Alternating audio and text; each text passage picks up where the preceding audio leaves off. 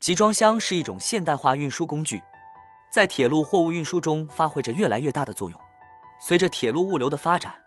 为满足装载不同种类货物的需求，集装箱在国际货物运输中扮演着非常重要的角色。不仅提高了货物装卸效率，还简化了货物运输过程。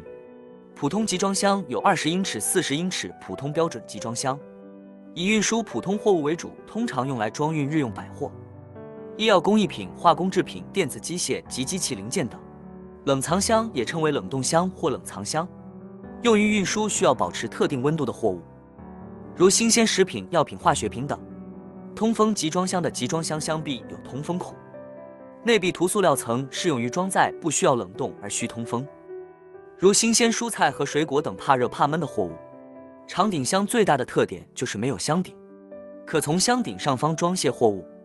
是对厂车和标准集装箱的改造升级。配有可折式顶梁支撑的篷布，主要装运煤炭、焦炭、矿石等散货物。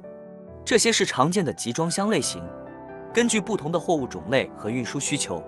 选择合适的集装箱类型，可以更好地保护货物，提高效率，并确保货物安全地运抵目的地。